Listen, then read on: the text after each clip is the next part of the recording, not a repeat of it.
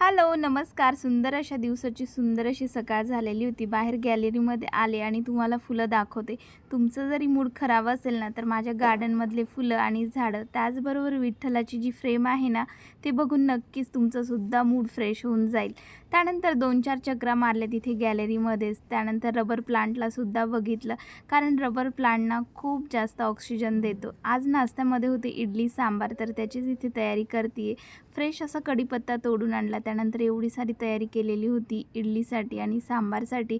त्यानंतर इडलीचं बॅटरसुद्धा खूप जास्त फुगलेलं होतं. त्यालासुद्धा इडली पात्रामध्ये लावून दिलं. इथे सांबार हा रेडी आहे. त्यानंतर ना इडल्या झाल्यावर विरूलासुद्धा आहुनी भरवलं. आम्हीसुद्धा नाश्ता करून घेतला. विवान गेला होता स्कूलमध्ये आणि विरूला होती आज सॅटर्डेची सुट्टी. त्यामुळे मुलांचे सगळे कपडे, सॉक्स वगैरे आजच धुवून काढले. कारण मंडेपासून रेग्युलर मुलांच्या स्कूल परत स्टार्ट होऊन जातात. 1 आठवडा झाला त्यांच्या स्कूल स्टार्ट होऊन, तर एवढे सारे कपडे आठवडाभराचे पडलेले होते ते आज क्लीन करून घेतले. छान ऊनसुद्धा पडलेलं होतं सकाळी, कारण मध्यंतरी ना मुसळधार पाऊस होता.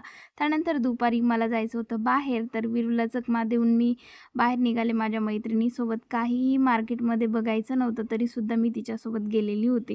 तर बघा, एका ना बस स्टॉपच्या समोर एक शॉप आहे, तिथे गेलं. तिथंसुद्धा काही घेतलं नाही. त्यानंतर शिवाजी महाराज चौक आहे, तिथून समोर मायरा कलेक्शन आहे, तिथेसुद्धा गेलो. तिथेसुद्धा काही घेतलं नाही आणि परत निघालो बाजारामध्ये. तर इथे बघा, गुलाबजाम दाखवते. त्यांना बघून ना खूप जास्त पाणी सुटलेलं होतं, पण ते सुद्धा घेतले नाही. भाजीपाला वगैरे घेतला आणि घरी आले. बाजारामधून टमाटर, दही, मटकी, कोथिंबीर एवढं सारं आणलेलं होतं. फ्रेश सगळा भाजीपाला मिळालेला होता. त्यालासुद्धा वॉश करून मग फ्रीजमध्ये ठेवून दिला. मुलांना घरी ठेवलं होतं, त्यामुळे त्यांच्यासोबतसुद्धा थोडा वेळ स्पेंड केला.